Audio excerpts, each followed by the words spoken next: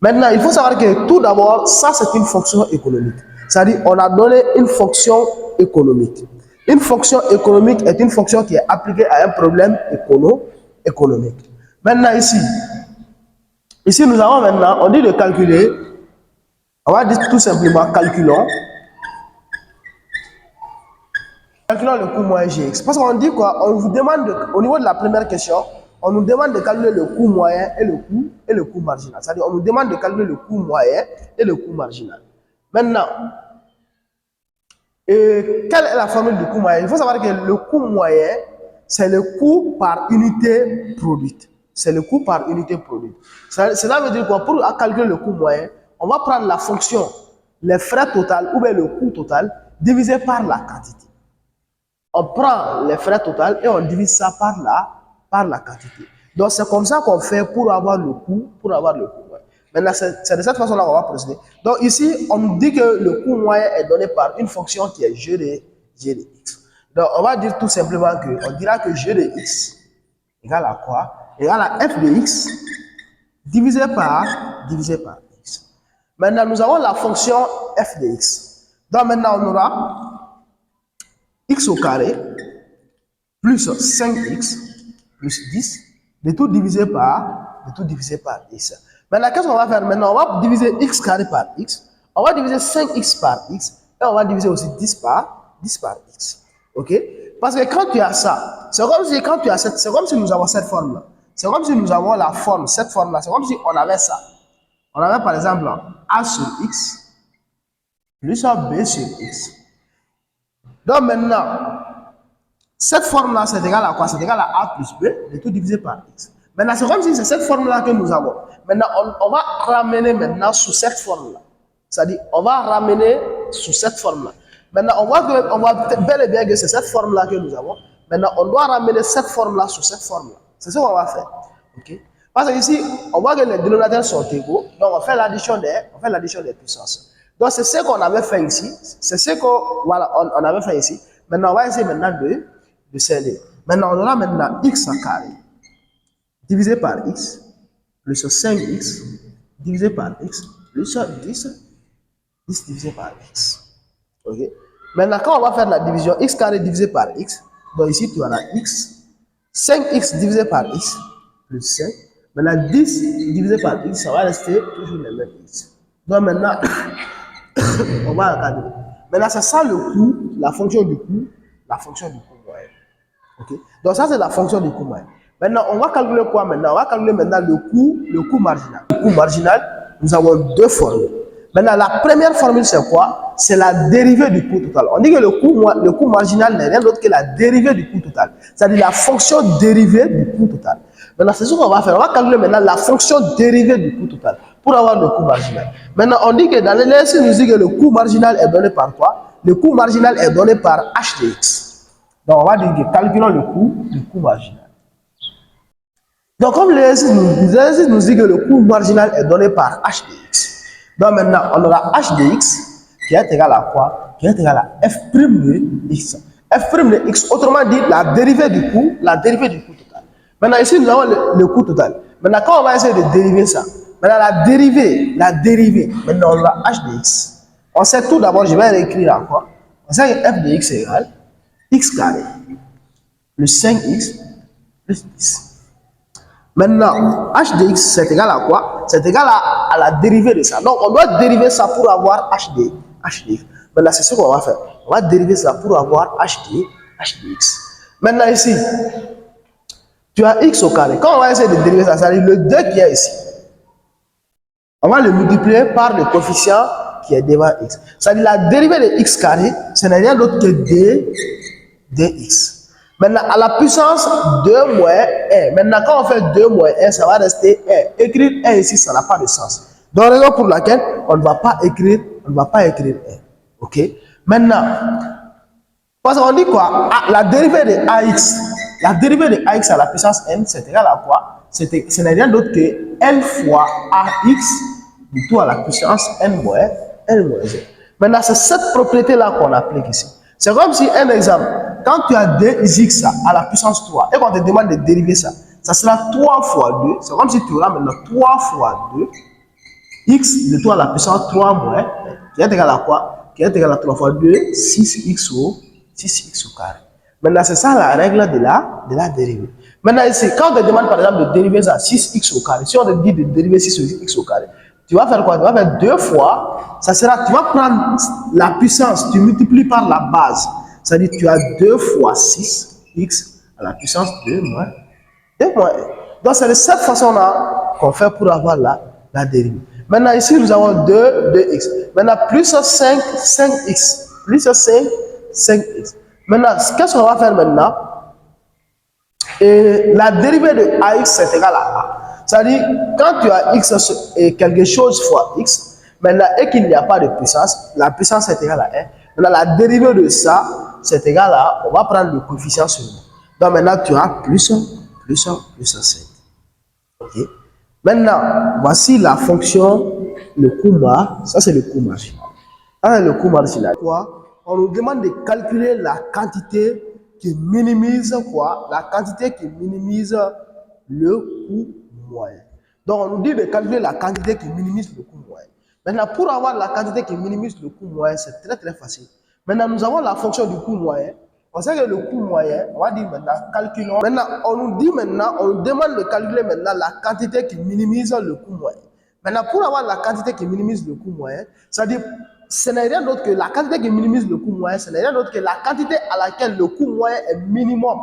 C'est-à-dire la quantité qui donne un coût. Maintenant, pour avoir maintenant la quantité qui donne un coût moyen plus petit, ou bien un coût moyen minimum, maintenant, on va prendre quoi? On va prendre maintenant la fonction du coût moyen. Nous avons la fonction du coût moyen, g de x, qui est égal à quoi? Qui est égal à x plus 5, plus 10, divisé par x. Ok? Maintenant, on va dériver ça. On va faire la dérivée de ça. On va dériver ça. Maintenant, ici, on aura maintenant g de x égale. Maintenant, quand on va dériver x, ça sera quoi? La dérivée de x, ce n'est rien d'autre que 1. La dérivée de x, ce n'est rien d'autre que 1. Parce qu'on va prendre le coefficient. On dit que la dérivée de ax, c'est égal à a. C'est ce qu'on a vu. On vient de le voir tout à l'heure. La dérivée de ax, c'est égal à a. Maintenant, la dérivée de x, ce n'est rien d'autre que 1. Donc ici, on va prendre 1. Maintenant, la dérivée de 5, c'est 0. Puisque tout nombre qui n'a pas de quantité, c'est-à-dire ici, la dérivée du coefficient seulement, quand tu as un coefficient unique seulement, mais n'a pas d'inconnu, maintenant, sa dérivée, c'est rien d'autre que 0. Maintenant, la dérivée de 5 ici, c'est 0. Donc, on va dire 1 plus 0. Maintenant, la dérivée de, ici, tu as la dérivée de a sur x à la puissance n. Ok? Ça sera quoi? Ça sera moins n fois a divisé par x à la puissance n plus 1. C'est-à-dire, on va prendre la puissance avec un signe négatif. Maintenant, on va multiplier cette puissance-là par 10. Donc, la raison pour laquelle maintenant, ce sera moins 10. Pourquoi? Parce que moins 1 fois 10, c'est moins 10. Moins 1 fois 10, c'est moins 10. Moins 1 fois 10, c'est moins 1 fois 10, c'est moins 10. Maintenant, ici, tu as moins 10. Divisé par quoi? Divisé par x à la puissance 1 plus 1. Puisque la puissance ici, c'est 1 plus 1. On dit n plus 1. Étant donné que la puissance ici, c'est 1 plus 1, donc ça sera maintenant 1 plus 1, ça sera égal à 2. Ok? La puissance ici, c'est 1. 1 plus 1 égale à 2. Donc maintenant, ici, la puissance, ça sera 2. Maintenant, on aura maintenant g de x égale 1 moins 10 divisé par x carré. Maintenant, ça c'est la dérivée, mais ce n'est pas la quantité. Puisque la question, elle est claire. La question, c'est de calculer la quantité qui minimise le coût moyen. Mais la question n'est pas de calculer ça. Ok? J'ai encadré, mais c'est une omission. Voilà, c'est par oubli que j'ai encadré ça. Sinon, on ne devrait pas encadrer ça. On va maintenant pas faire la réduction au même dénominateur. C'est-à-dire, on va réduire ça au même dénominateur. Donc, on aura maintenant x, on aura g de x égale 1 fois x carré, c'est x carré. moins 10 divisé par x carré. Maintenant, on va maintenant poser que la dérivée égale à 0. On va poser que la dérivée égale à 0. OK? Maintenant, on pose que la dérivée égale à 0. On va dire que g' de x est égal à 0. Donc, on aura maintenant x carré moins 10 divisé par x carré est égal à 0. Maintenant, ça multiplié par 0, donc ça multiplié par 0, c'est toujours 0. Maintenant, diviser 0 sur x carré, ensuite x carré aussi, x carré moins 10 divisé par x carré. Maintenant, on laisse tomber les bases. On laisse tomber plutôt les dénominateurs, on laisse tomber les dénominateurs. OK? Maintenant, on aura maintenant x carré moins 10 égale à 0. Maintenant, le 10 là, on va l'amener derrière l'égalité. On va maintenant x carré égale à 10. Maintenant, l'objectif c'est d'avoir x, ce n'est pas d'avoir x carré. On n'a pas besoin de x carré, on a besoin de x et non d'x carré. Maintenant, on aura maintenant x égale racine de 10 ou x égale à moins racine de 10. Parce que, tu vois, c'est-à-dire, quand on va amener ça derrière l'égalité, ça va devenir la racine carrée. Maintenant, racine carrée de 10, maintenant, tu as maintenant x égale à 3,16 ou x égale à moins 3,16. Puisque la racine carrée de 10, c'est égal à 3,16. Maintenant, il faut savoir que ceci ne fait pas partie. Donc, ceci n'est pas élément de notre ensemble de définition. Puisqu'on avait dit que x est élément de 0 à 30. Donc, cela veut dire que cette valeur-là ne fait pas partie de notre domaine de définition. Ça ne fait pas partie de notre intervalle de définition. Donc, on dira tout simplement que ça, ce n'est pas élément, OK, de 0 à 30. Maintenant, cela veut dire quoi? On va maintenant dire que la quantité qui minimise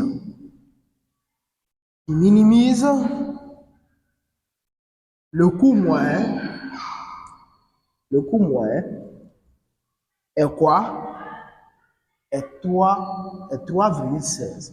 Bon, 3,16, on peut arrondir ça en 3. Quoi? On dit que nous avons un fabricant de postes, c'est-à-dire nous avons un monsieur qui fabrique des radios. OK? Maintenant, les radios qu'il fabrique sont données par la quantité X. OK? Par semaine. Maintenant, on a donné la fonction totale. On dit que la fonction ici, f de x, égale à quoi? Égale à x carré divisé par 25 plus 3x plus 500. OK? Maintenant, on dit qu'il est en régime de monopole, c'est-à-dire ce fabricant détient le monopole. Maintenant, il est en régime de monopole et la demande de son marché est x égale, ça c'est la fonction de la demande. On dit que la demande est x égale 75 moins 3 P. Maintenant, il faut savoir que P ici, on dit que P désigne le prix unitaire de vente. Maintenant, la première question c'est quoi? La première question, on nous demande de quoi? On nous demande de trouver la fonction du bénéfice. On va dire trouvons la fonction du trouvons la fonction du bénéfice. OK? Maintenant, il faut savoir que la fonction du bénéfice, on a donné la formule. On dit que le bénéfice est égal à quoi? Le bénéfice B est égal à recette totale moins le coût total. Donc, il faut savoir que dans l'exercice, on nous a donné le coût total. Dans l'exercice, on connaît le coût total, mais on ne connaît pas la recette totale. Maintenant, on va chercher maintenant à connaître quoi? On va maintenant chercher à calculer la recette totale. OK? On sait que la recette totale est donnée par quoi? Est donnée par la formule prix unitaire fois la quantité. OK? On dit que ici, P, ça désigne le prix unitaire. Et on sait que X aussi désigne la quantité. On dit que P désigne le prix unitaire.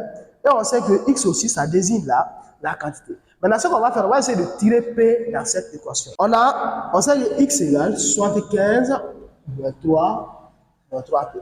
Maintenant, on va aller petit à petit. On aura maintenant moins 3P égale X moins 62 moins 75. Ok. Maintenant, l'objectif, c'est d'avoir P. Ok. Maintenant, on a maintenant P égale X moins 75 divisé par moins 3. Ok. Maintenant, on peut faire monter ce moins-là. Maintenant, on aura maintenant P égale moins X plus 68 plus 75 divisé par 3. Parce que quand on fait monter le moins, ce sera moins fois X, moins fois moins, ça va devenir plus. Et maintenant, le moins en bas, on a fait monter ça en haut. OK? Maintenant, il faut savoir que ça, ce n'est pas la question. La question, c'est de calculer le bénéfice. Maintenant, on va maintenant chercher maintenant la recette. On a maintenant la recette égale prix unitaire multiplié par la quantité.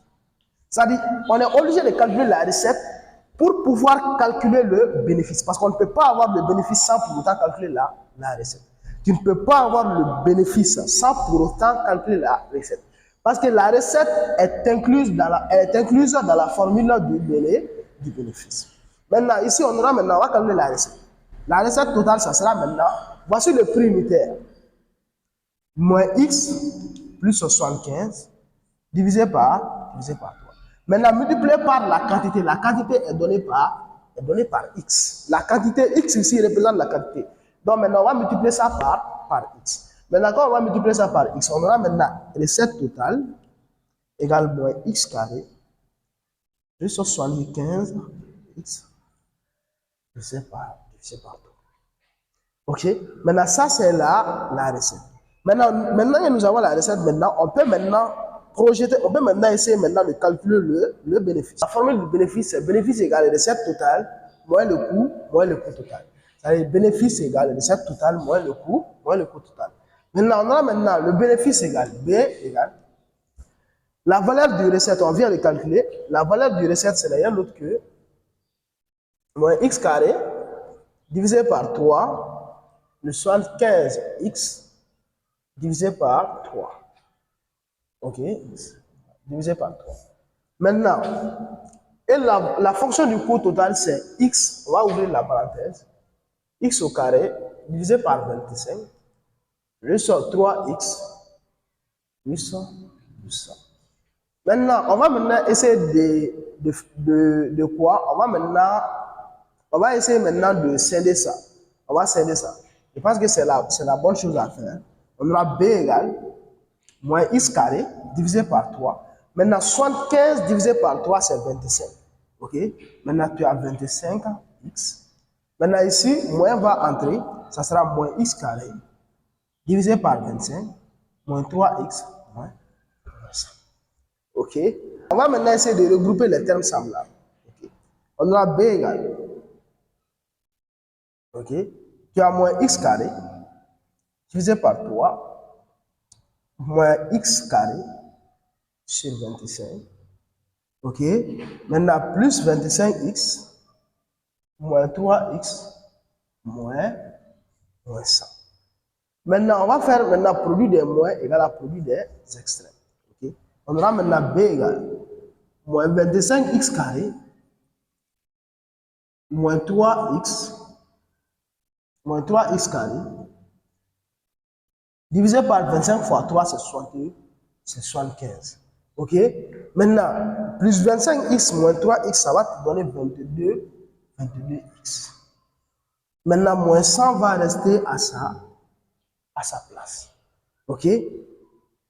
OK. 25X moins 3X au carré, donc ça sera moins 25X moins 3X, ça sera moins 28X au carré. Donc ici, tu as B égale moins 28X au carré. Maintenant, divisé par 62, divisé par 75, plus 22X moins 100. Donc c'est comme ça qu'on a de calculer maintenant le nombre de postes que le fabricant doit produire, c'est-à-dire le nombre de postes que ce fabricant doit produire pour maximiser son bénéfice. Maintenant, le nombre de postes, c'est-à-dire le nombre de radios qu'il doit fabriquer pour que son bénéfice pour avoir un bénéfice maximum. Voilà, pour avoir un bénéfice maximum. Maintenant, pour calculer ça, qu'est-ce que tu dois faire? Tu dois calculer la dérivée du coût total. C'est-à-dire, pour faire ça, on doit simplement calculer, on va calculer d'abord la dérivée. On sait que le bénéfice en question, c'est moins 28x au carré, divisé par 75, ok, plus 22x, maintenant, moins ça. On va calculer la dérivée de ça d'abord. On calcule la dérivée. Ok, on aura maintenant b égale. Pour avoir ça, on va faire maintenant 28 fois 2. C'est comme si nous avons la forme. Okay? C'est cette forme-là que nous avons, hein, ax à la puissance n, qui est égal à n fois ax de tout à la puissance n moins 5. Puisqu'il n'y a pas x au dénominateur ici. Ici, nous n'avons pas de x au dénominateur. Donc, si on n'a pas de x au dénominateur, donc maintenant, on va faire maintenant 28 fois 2. Donc ici, on aura moins 56 x divisé par 75. Maintenant, la dérivée de 22x, ça sera 22, c'est 22. Ok? La dérivée de 100, c'est 0. Donc, on va appeler ça B'2, B'2x. Ça, c'est B de x. Ok? Maintenant, on va maintenant poser que la dérivée est égale à 0. C'est-à-dire B' de x égale à 0. On aura moins 56x divisé par 75 plus 22 égale à 0. On aura 75, on va multiplier 75 fois, on va faire 75 fois 22, c'est-à-dire on va faire la multiplication. Ok? On aura maintenant moins 56x plus 1650, ok? Égale à 0. Maintenant, on aura maintenant 56x égale moins 1650. Donc, x égale à quoi? X égale moins 1650 divisé par 50. C'est ça. Ok? Maintenant, on aura maintenant x égale à quoi? Ok? 1650 divisé par 56. Donc, cela veut dire que x égale à 29,46 comme ça. Donc, on va dire sensiblement égal à 29. Donc, ce fabricant doit fabriquer 29 postes pour avoir un bénéfice maximum. Donc, il doit fabriquer 29 postes pour avoir un bénéfice maximum. Ok? Donc, c'est ce qu'on va dire. On va dire qu'il doit fabriquer 29 postes.